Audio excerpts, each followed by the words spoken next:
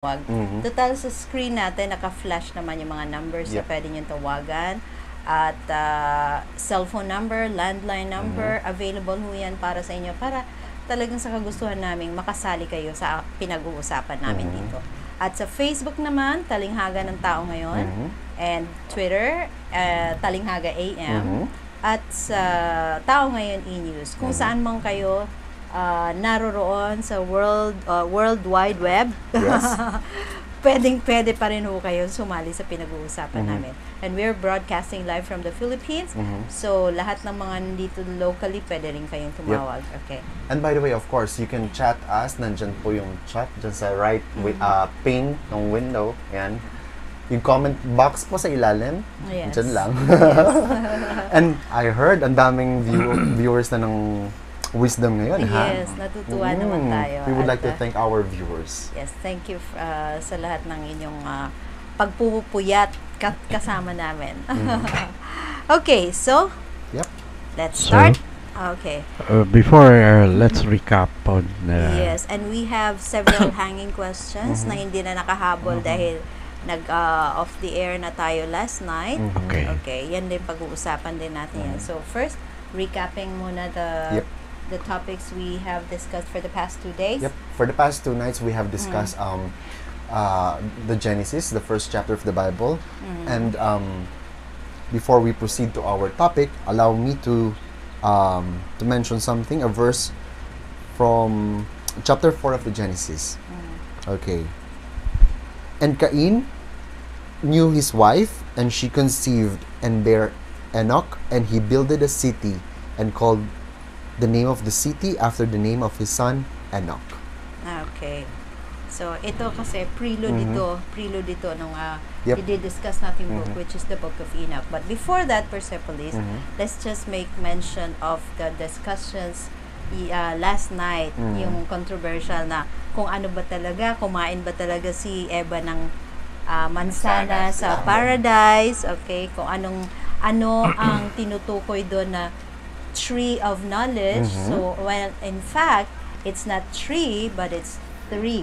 The three spirits, so 3 angels. Yeah, the 3 angels. Yes, sila yung kinausap ni Eva. So, nagkaroon si Eva ng sa Tagalog, pagniniig ba? Ganon. Yeah, yes. They had an intercourse.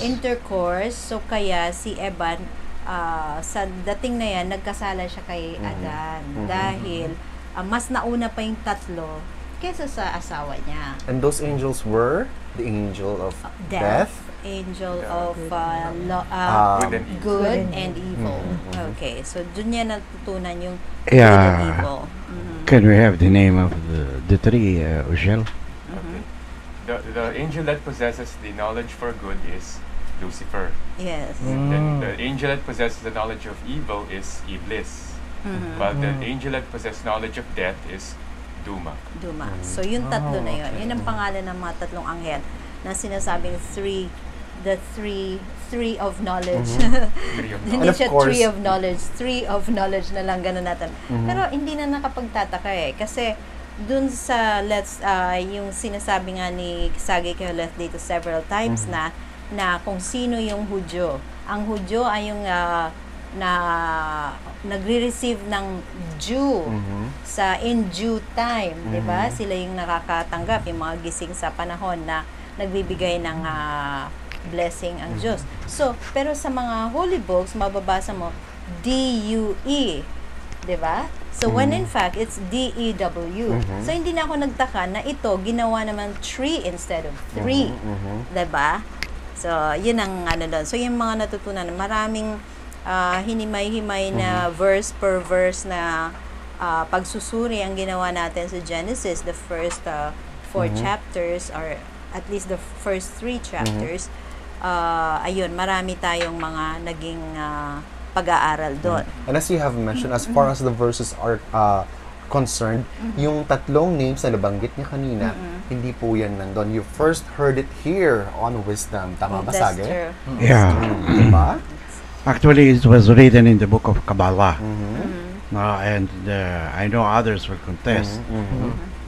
Those who have a copy of Kabbalah I just do not know what kind of Kabbalah do they have. See, we behold the original, not the dogmatic Kabbalah, but the practical Kabbalah. Alright. Okay. So, So, kaya yun, nakasulat ang mga pangalan nila Yeah. doon. So, ulitin natin. Sa- The angel for good is Then, is Lucifer. Lucifer. Angel for evil, Is Iblis. Iblis. And angel of death is Duma. Duma. Siguro ang daming magtatanong, teka, bakit napaka-familiar ng name na Lucifer at siya pa nung napunta doon sa Good. good. Bakit siya magiging Bakit, good? bakit siya ang good? Samantalang based on dun sa Ang depiction sa kanya is ng mga evil. religion Yeah. siya si Actually, number siya one yung sinasabi enemy. nilang Demon. the serpent. No? Okay. Lucifer, the serpent. Mhm. But if you would read the Bible, Lucifer is the morning star. Yes. Morning Oh, star. yes. The morning star. At actually, di ba sabi nga siya nga yung right hand daw Aha. ni the Supreme God? Is Hindi it true? naman right. Hindi naman. Ano siya, the best follower of Yeah. the Supreme God. Actually, he is a very good one. Okay. He puts people into test. So before we go to that, we better know the book of Enoch. Which yes. there are group of angels who had interfered in our life. Okay. So I guess we better begin. Okay. So, nasa na chapter? Yes. So from chapter 1. Basahin natin. I cannot see. Okay. Please do the honor. Okay. Chapter The 1. honors. The word of the blessing of Enoch, how he blessed the elect and the righteous, who were to exist in time of trouble, rejecting all the wicked and ungodly. Enoch, a righteous man who was with God, answered and spoke while his eyes were open, and while he saw a holy vision in the heavens. This the angel showed me. Okay. Hanggang doon All muna right. tayo. If you are to analyze what Enoch was trying to say, no? The righteous and the wicked. The wicked are the people, the first group of people he know about the life of Cain, the life of Abel.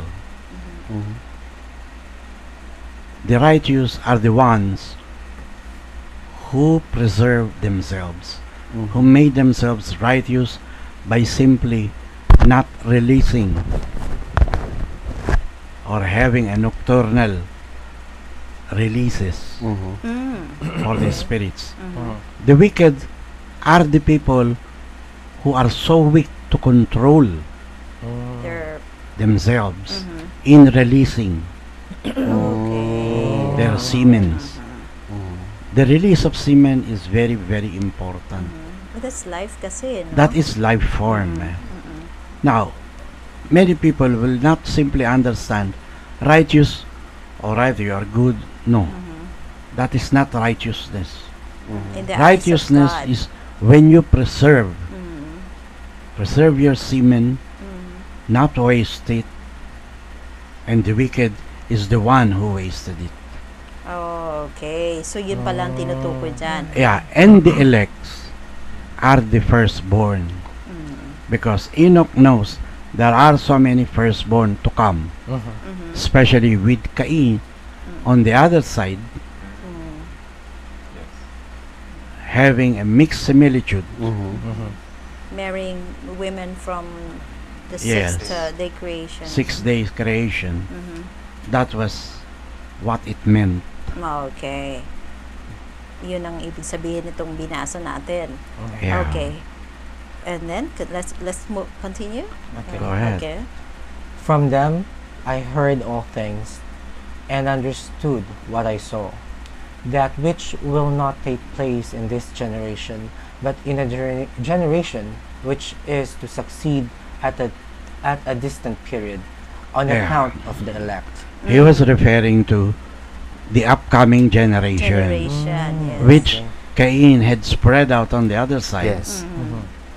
So he knows there are coming spirits, Yes. blessed by Cain and blessed by the other side from On account of the elects nga Yes. daw. Yeah, So of the meaning the elects. children of Cain. Kasi Cain is an eight-day creation. Yeah, Cain is an 8-day creation. So from that very start, Enoch had been mentioning about the elect. Yes. And so with Jesus Christ, and so with the rest. Okay. All right, all let's the go. masters, okay? Let's Okay. move on. Upon their account I spoke and conversed with him, who will go forth from his habitation, the Holy and Mighty One, the God of the world, Who will hereafter? who will hereafter tread upon Mount Sinai, appear with his host, and be manifested in the strength of his power from heaven. This is already a prophecy of Enoch. Yes. That in time, in Mount Sinai, there would appear, God will manifest Himself. God will manifest Himself and with all His host. Oo nga eh. No? So from there, he already had made mention. Yes. Enoch knew nothing about Moses to come. Yes, oo. Yes. Layo pa nito. Ang layo pa niyan. Bago dumating si Oo, ilang Moses. generation pa Oo, yun. oo. Pero nakita niya na sa Oo. vision niya. In Mount Sinai. God will manifest Himself. Okay. All shall be afraid, and the watchers be terrified. Great fear and trembling shall seize them, even to the ends of the earth. The lofty mountains shall be troubled, and the exalted hills depressed, melting like a honeycomb in the flame. The earth shall be emerged, and all things which are in it perish, while judgment shall come upon all, even upon all the righteous. Okay, so Sagikolas, ano yung ibig sabihin nito? Even the righteous will be judged. Judgment shall be meted out to Yes, everybody is Everybody. judged, you see. Even you are a righteous man or not, you are still to undergo the time of judgment. Okay. Oo. So, yun ang sinabi niya. Great fear. He's referring to the knowledge na malalaman ng tao na ang Diyos magpapakita doon kay Moses Yeah. sa Mount Sinai, ano, na matatakot ang mga tao pag Well, nalaman actually, ito. kung magka-flashback nga tayo nung panahon na bumaba si Moses from Mount Sinai, dala niya na yung tablet. At ang mga tao, di ba nagawa na nila yung golden cow. Fornication. Natakot Oo, naman talaga natakot sila. talaga nun eh. sila. Oo. Kasi, di ba, nabiyak pa nga yata ang lupa nung panahon na yun. Pero, kita mo, ang layo pa nun bago Oo. nangyari. Oo. Pero Tama. nakita niya na. Okay. Okay, let's May keep- dadagdag ba si Sagi Coelas? Go ahead, go Go ahead. ahead. Okay. But to them shall he give peace, he shall preserve the elect, and towards them exercise clemency. Then, See, okay. from there, God will always preserve The the elect, The elect. which are the firstborn, firstborn children, born of a virgin. Firstborn of a virgin. Okay. And then the last verse for the chapter 1. Then shall all belong to God. Be happy and blessed, and the splendor of the Godhead shall illuminate them. What is the meaning of that? The splendor of the Godhead. Godhead. Yun sana itatanong ko eh. And the splendor of the Godhead shall illuminate them. The elects. Splendor yung aura ng ano. The aura. The aura of the elects. You mean to say the markings? No, not the markings. The The very aura It's like, siguro ang ibig sabihin dito, the elects or will yung- shine upon. Oh yes, they will have bright faces, parang ganon. Gaya ng prayer ni Guru Nanak, Yes. who is a great Sufi master. They go with bright faces. Faces. yes. Many Oo. are liberated and saved Through through their their help. help. Ito yun. So talagang ang palatandaan talaga ng elect is meron siyang kakaibang There is the light. liwanag. Kaya Like nga- that is emanating. Oo. Di ba, halos lahat ng depiction of pictures of masters or saints, Yes. parati silang may halo, Yun, parating may liwanag May sa liwanag, ano oo. nila. Oo. Kahit saan country ka pumunta, Oo. usually ganun Oo. depiction of holy men sa Oo, meron talagang kakaibang light, aura Light. siya. Mhm. So, So that- sinasabi nga halo. So the halo is actually, that is the splendor of the Godhead. Yes. That That's will the be seen splendor. sa mga 8th day, o sa Lahat mga ng mga elect. elect. Yeah. Okay. Okay? We So, let's continue go to... Chapter 2. Mhm. Okay. So what Chap- had we learned in chapter 1? What have you And that the Conceived. elects have that certain aura that people Mhm. see, glowing aura Yes. of light. Mhm. Tapos yung vision ni Ni Enoch na even before pa, ang tagal-tagal pa bago dumating si Time ng Moses, Moses. talagang nakita niya na one Oo. day, in a distant time, God will manifest Himself in Mount Sinai, Oo. na ganon, and then Yes. people will have fear, and Yeah. then of course yung mention of righteousness and how God will take care of the elects and the righteous. Yes. That even though the righteous will be judged, they will be shown clemency. Yes, True. clemency. Okay. So, chapter 2 na tayo. Chapter 2, verse Uh-huh. 1. Behold, and he comes with 10,000s of his saints to execute judgment upon them and destroy the wicked, and reprove all the carnal for everything which the sinful and ungodly have done and committed against them, or against him. Okay. So, Ayun. ito, napaka-short ng chapter 2. Oo. Isang verse lang. Okay. Isang verse lang. Yeah, isang verse. Oo. Actually, lahat yan galing sa Qumran Cave. Okay. Nakita nila yung, these are fragments. Fragments lang of the book of Enoch. So, kaya ganito, maiksi-maiksi lang siya. Okay, so ito, sinasabi dito na the sinful, what's that? Which Destroy the sinful- wicked and the- reprove all the carnal for everything which the is sinful and ungodly have and done. committed against him. Oo, kung ano yung mga kasalanan nila sa Kanya, sa Diyos. Oo. So, how do you absorb it? Well, judgment will be given sa mga nagkakasala. Pero, ang tanong ko dyan, anong kasalanan ang kinakonsider Carnal. dito? Carnal. Carnal. Itatanong ko rin sana, carnal sin. Carnal sins. So, ibig sabihin, sins of the flesh ito. Sins Oo, of the flesh. Yun nga eh. Actually, the focus in the teachings in the book of Enoch is always on that. Specifically, the carnal sins. Okay. Why? Yung being wicked and righteous. When you are wicked, you waste have and no waste. control over your semen. Yun. See? That's the emphasis, 'di ba? Yes. Na yung carnal That is the sins very talaga. emphasis. Oo. Kasi halos lahat doon na magkakasala. Paano kung ginawa mo sa isang hayop? Pagka ginawa mo sa isang hayop, problema mo na yun. That is bestiality, Yes. which is not acceptable to God. Alright? So let's just move on. Because Okay. you will see that later on. Okay, we're before moving on to chapter 3, we'll pause for a short break and we'll come back. Diyan lang po kayo. Okay.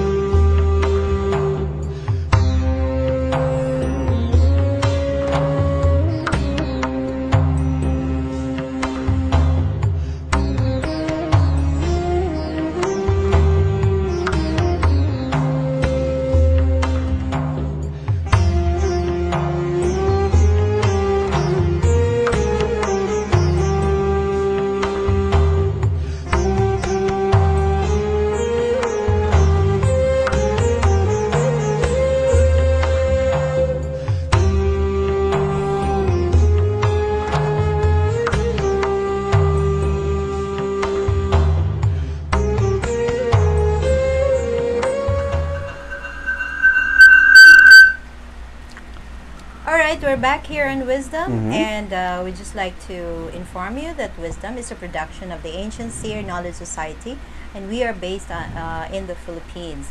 Okay, we're broadcasting live. Thank you to the modern technology, and we can reach everybody all throughout the world. Okay, Yes. at pwede rin ho kayong sumali sa aming pinag-uusapan dito. Don't hesitate to call or text us or chat with us sa ating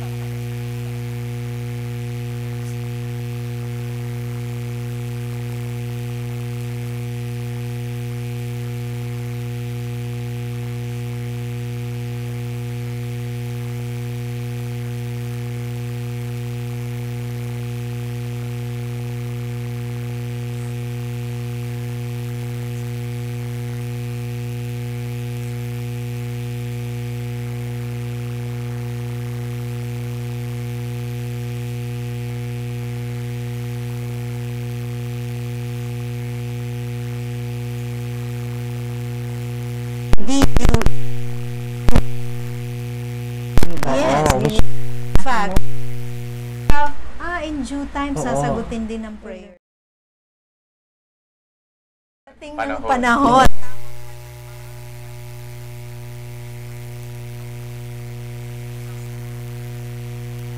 Yun Yes. pala, Oo. Dew. So, The dew. When the mist is there, doon ang sumasagot. The presence of